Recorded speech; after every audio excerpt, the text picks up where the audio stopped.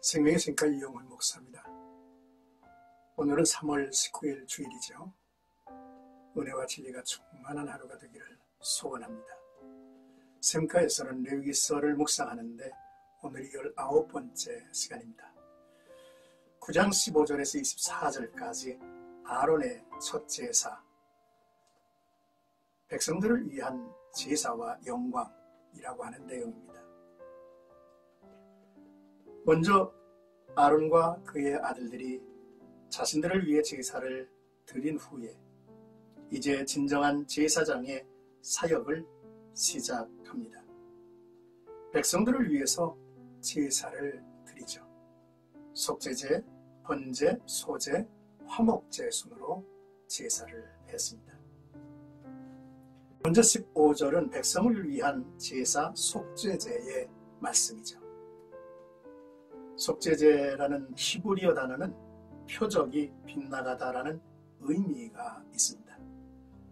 사람들은 하나님의 기대와 목표하신 삶에서 벗어난 삶을 살았다고 판단될 때에 원래 상태로의 회복을 위해서 속죄제를 드렸습니다.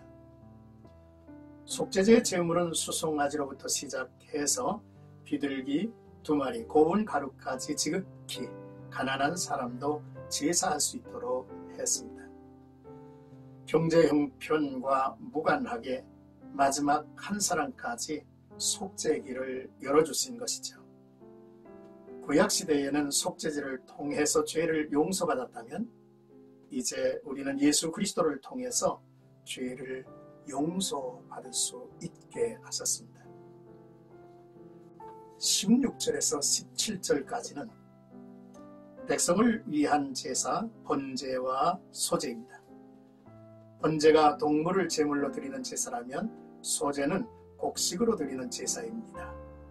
소제, 소자는 곡물을 의미하는 한자어죠. 밀이나 보리로 하나님께 나아갈 수 있었습니다. 소제는 기본적으로 고운 가루로 준비해야 했죠. 자신의 형체를 유지하면 고운 가루가 될 수 없습니다.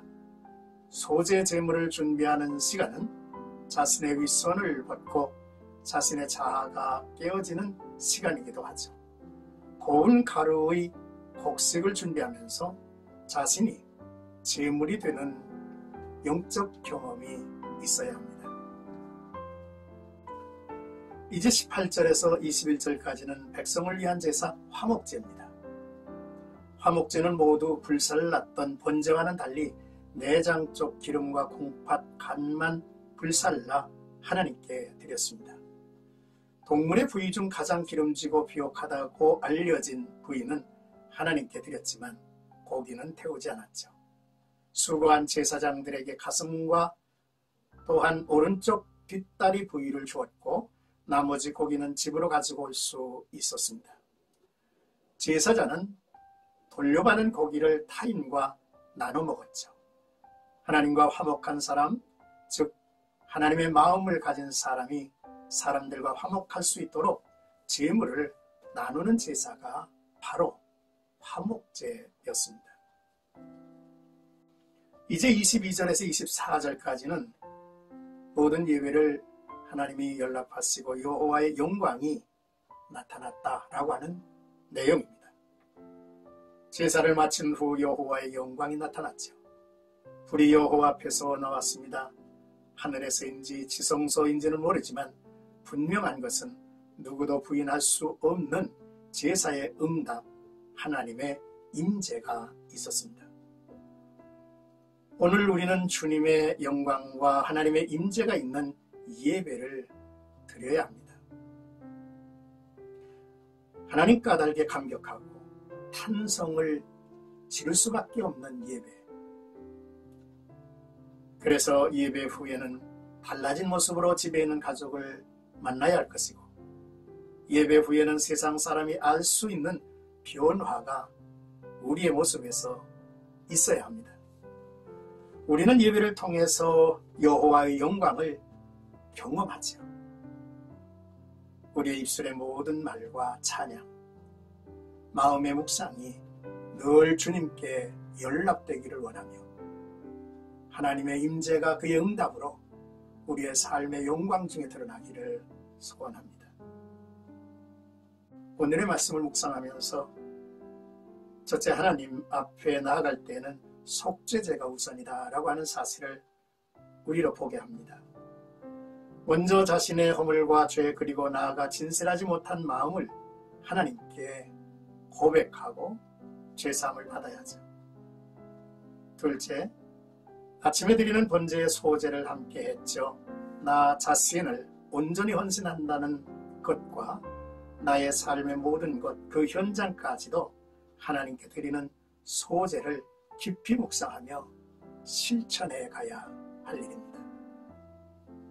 셋째, 화목제에서 요제는 제물을 흔드는 것이고 하나님께 높이 들었다가 내리는 행위는 거제입니다. 하나님께 드린 제물을 다시 받아서 이웃과 나눈다는 의미일 것이죠. 신령한 연회석이 펼쳐지는 잔치가 바로 예배입니다. 나눠 먹으며 화목하라는 복된 메시지가 화목제에 담겨져 있습니다. 넷째로 아론이 백성들을 위해서 처음 드린 제사에는 속건제가 빠졌죠. 이는 특정한 죄의 속함을 위한 것이 아니라 백성들의 보편적 죄성을 속하기 위함이었을 것입니다.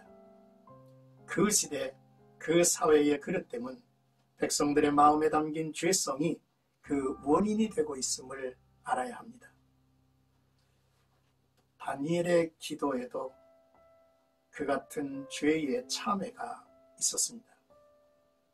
하나님 앞에 내 죄, 우리의 죄, 내 백성 이스라엘의 죄, 우리의 열조의 죄를 저는 겸허한 마음으로 고백하고 하나님 앞에 회개했던 것이죠. 오늘도 백성들을 위한 제사, 바로 우리의 모두를 위한 제사이기도 하죠. 예수 그리스도께서 우리의 모든 죄를 짊어지시고 우리 모두를 위해서 저는 영원한 제사를 드리셨습니다. 오늘도 때를 따라 돕는 은혜를 얻기 위해서 그리스도 앞으로, 은혜의 보좌 앞으로 다가가는 복된 하루가 되시기를 주님의 이름으로 축복합니다.